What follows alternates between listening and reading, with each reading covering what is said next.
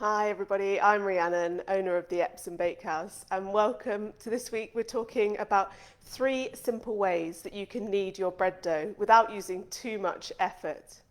So if you're enjoying these bread making tips and you'd like to know more or get things like recipes straight to your inbox, then you can sign up for my regular newsletter via the link in the comments below this video. So today I thought we'd talk about kneading bread dough, and you might be thinking, gosh, it's so much effort to knead bread dough, it's not something I want to do, it takes a long time.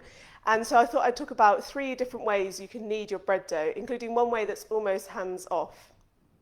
So first of all, I will start with the kind of traditional, in inverted commas, the main way you might think about kneading your bread dough. And that is using the heel of your hand. And first of all, I would step. So I'm using my right hand, so I'm going to step my left hand forward so that I can rock backwards and forwards and use strength to stretch the dough out and fold it back. So just using the heel of my hand. So turn the dough 90 degrees and stretch the dough out and fold it back. And it's that stretching that's the important part of kneading. So stretch your dough out and fold it back. So just repeating that, stretching, folding, and then turning it and repeating. And you can just try not to think about anything else. Don't worry if the dough sticks to your hands.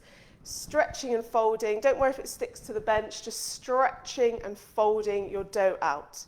And you're encouraging the dough to be well mixed and to get that stretchy, elastic gluten starting to form in your bread dough.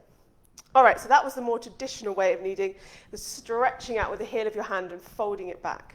So don't worry if it's really sticky, keep going. Second way of kneading your dough is to actually slap the dough down and then fold it. So the stretch comes partly from slapping it down on the bench and partly from stretching and folding the dough afterwards.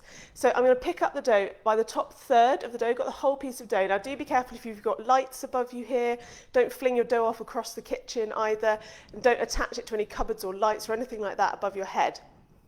So I'm going to take the top third of the dough, slap it down, stretch and fold it in half.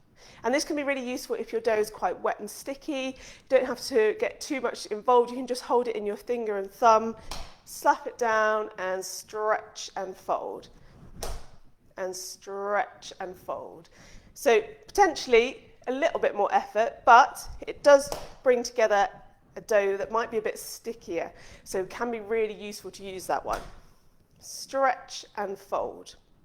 So that's the second one. And then the third one, you don't even actually have to remove your dough from the bowl. So once you've mixed up your dough in the bowl, then you can just simply stretch and fold your dough within the bowl.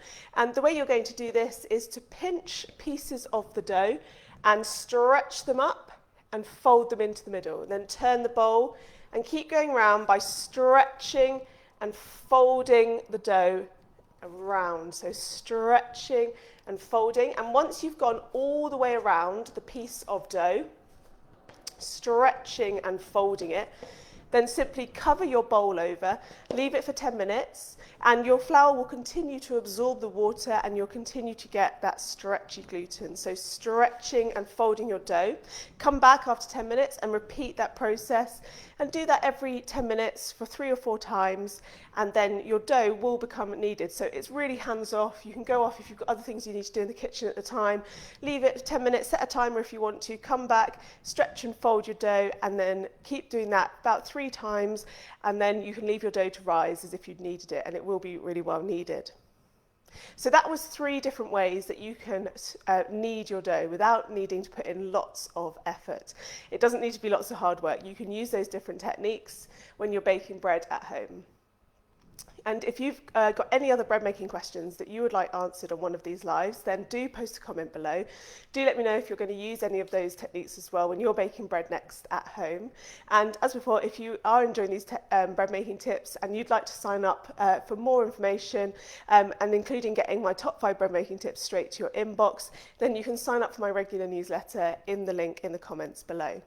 Otherwise, I'll say bye for now and hope to see you again soon for another bread making tip video.